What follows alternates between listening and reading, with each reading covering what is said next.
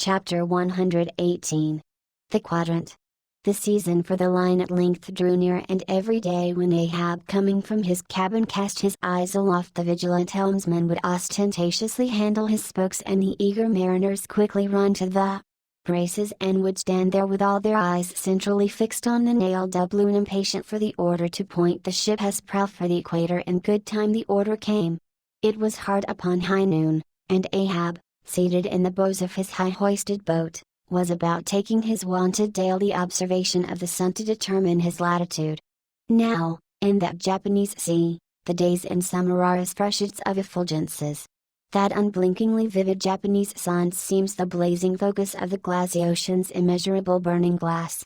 The sky looks lacquered, clouds there are none, the horizon floats, and this nakedness of unrelieved radiance is as the insufferable splendors of God's throne. Well, that Ahab's quadrant was furnished with colored glasses, through which to take sight of that solar fire. So, swinging his seated form to the roll of the ship, and with his astrological-looking instrument placed to his eye, he remained in that posture for some moments to catch the precise instant when the sun should gain its precise meridian.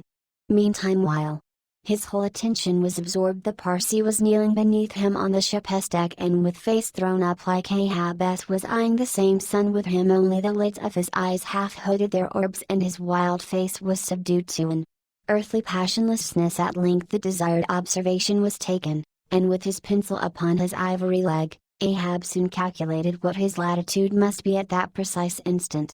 Then, falling into a moment's reverie, he again looked up towards the sun and murmured to himself, "Thou sea mark! Thou high and mighty pilot! Thou tellest me truly where I but canst thou cast the least hint where I shall be? Or canst thou tell where some other thing besides me is this moment living? Where is Moby Dick? This instant thou must be eyeing him. These eyes of mine look into the very eye that is even now beholding him, aye, and into the eye that is even now equally beholding the objects on the unknown, thither side of thee, thou sun." Then, gazing at his quadrant, and handling, one after the other, its numerous cabalistical contrivances, he pondered again, and muttered, "Foolish toy! Baby's plaything of haughty admirals and commodores and captains, the world brags of thee, of thy cunning and might, but what after all canst thou do but tell the poor pitiful point where thou thyself happenest to be on this wide planet, and the hand that holds thee? No, not one jot more. Thou canst not tell where one drop of water or one grain of sand will be tomorrow noon, and yet with thy impotence thou insultest the sun. Science! Curse thee, thou vain toy, and cursed be all the things that cast man's eyes aloft to that heaven, whose live vividness but scorches him, as these old eyes are even now scorched with thy light, O sun!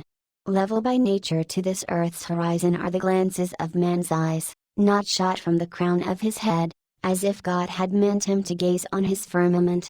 Curse thee, thou quadrant!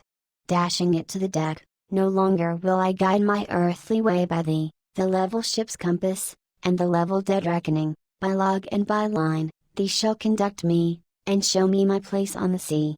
I, lighting from the boat to the deck, thus I trample on thee, thou paltry thing that feebly pointest on high, thus I split and destroy thee." As the frantic old man thus spoke and thus trampled with his live and dead feet, a sneering triumph that seemed meant for Ahab, and a fatalistic despair that seemed meant for himself, these passed over the mute, motionless Parsee's face.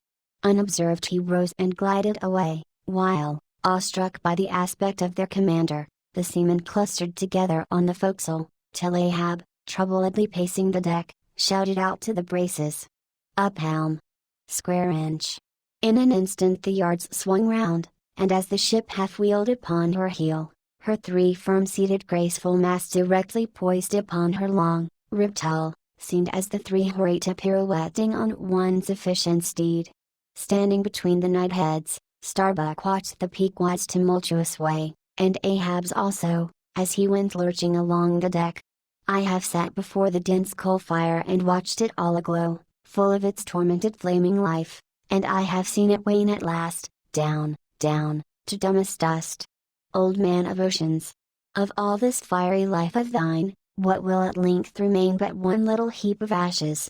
"Aye," cried Stubb, "but see coal ashes, mind ye that, Mr. Starbucks sea coal, not your common charcoal. Well, well, I heard Ahab mutter, here someone thrusts these cards into these old hands of mine, swears that I must play them, and no others. And damn me, Ahab, but thou actest right, live in the game, and die in it.